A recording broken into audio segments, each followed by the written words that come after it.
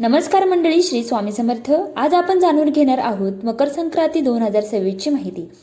मकर संक्रांतीच्या दिवशी भगवान सूर्य मकर राशीत प्रवेश करतात आणि आपले पुत्र शनी महाराज यांना ते भेटायला जातात, अशी आख्यायिका आहे। मकर संक्रांतीपासून उत्तरायण सुरू होते, म्हणजेच देवांचा दिवस सुरू होतो। या मकर संक्रांतीच्या दिवसापासून सूर्याचं उत्तरायण सुरू होतं आणि याच उत्तरायणाचा काळ अतिशय शुभ मानला जातो। आपल्या जीवनातील अंधकार नष्ट करणारा असा हा दिवस आहे।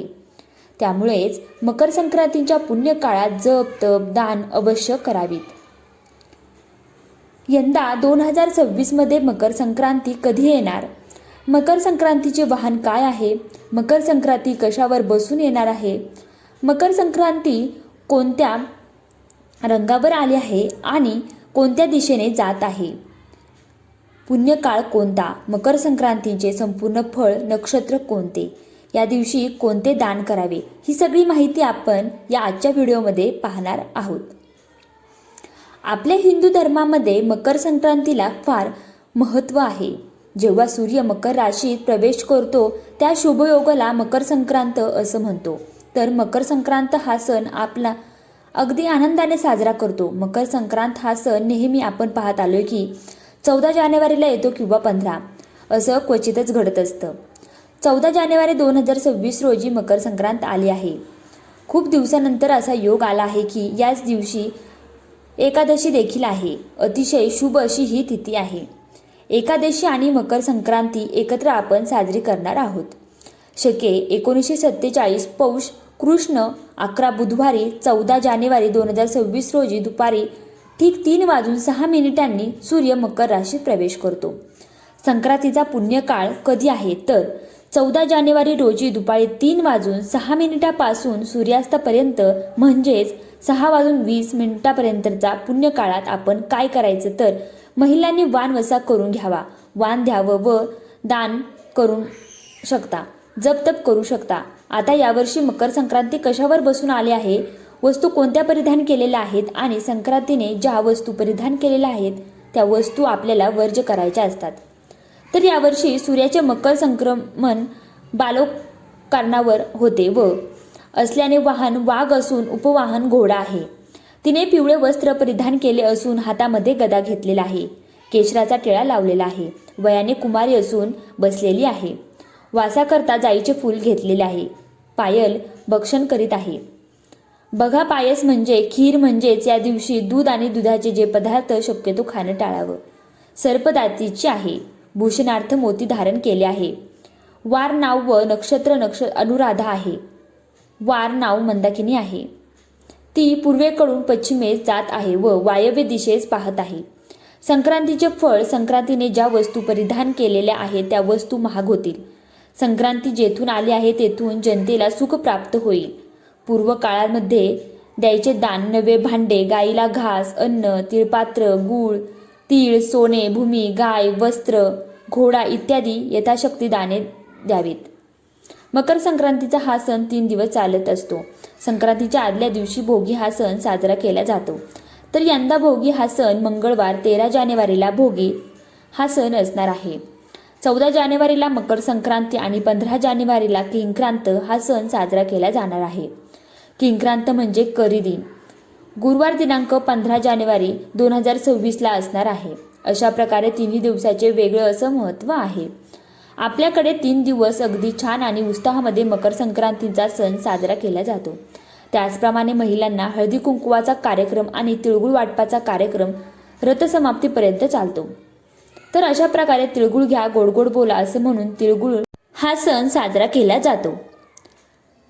बाजारभावावर ज्योतिषशास्त्रानुसार सोनं, चांदी, डाळी, तांदूळ यांच्या दरामध्ये वाढ होण्याची शक्यता आहे, अशी चिन्ह ज्योतिषशास्त्र सांगतो।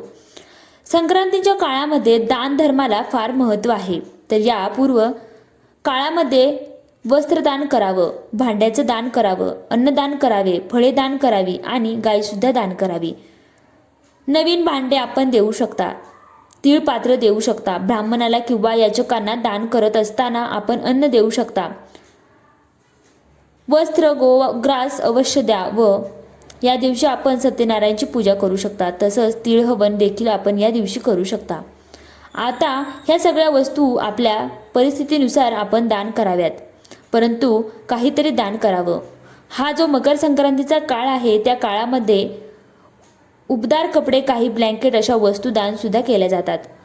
आपापल्या ऐपतीप्रमाणे आपण नक्की दान करा.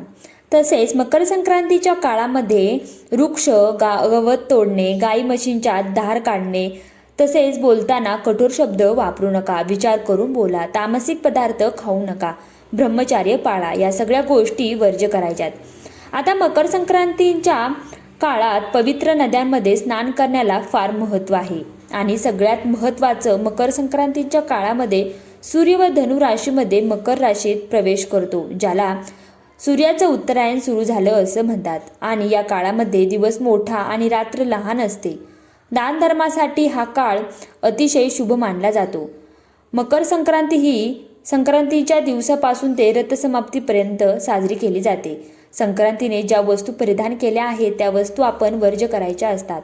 आणि यावर्षी संक्रांतीने पिवळे वस्त्र परिधान केलेले आहे, त्यामुळे पिवळी साडी प्रत्येक सुवासिनी महिलेने ही साडी वर्ज्य करायची, म्हणजे घालायची नाही.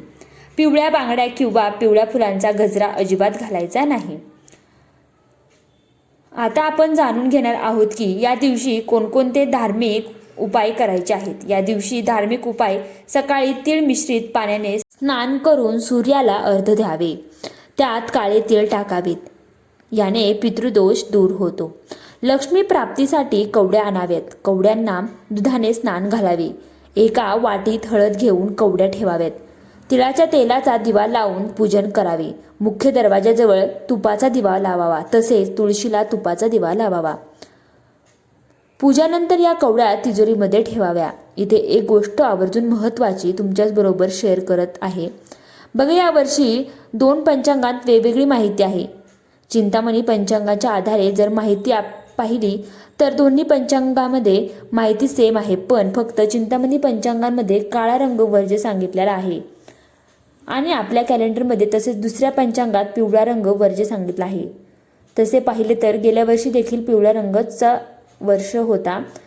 तर अशा पद्धतीने या वर्षीची मकर संक्रांत शुभ तिथीचा आपण सदुपयोग करा. या दिवशी भगवान सूर्याची, भगवान विष्णूंची सेवा करा. आपल्या जीवनातील अंधकार नष्ट होईल, आपल्या जीवनामध्ये सकारात्मकता येईल. तर हा महत्त्वाचा व्हिडिओ तुमच्यासोबत शेअर करायचा होता. व्हिडिओ आवडला तर व्हिडिओला नक्की लाईक करा, शेअर करा व तुम्ही चॅनलला अजूनही सबस्क्राईब केले नसेल तर नक्की एकदा सबस्क्राईब करा. सबस्क्राईब करायला अजिबात विसरू नका. आणि शेवटपर्यंत व्हिडिओ पाहिल्याबद्दल तुमचे सर्वांचे मी मनापासून आभार मानत आहे. धन्यवाद. श्री स्वामी समर्थ. श्री गुरुदेव दत्त.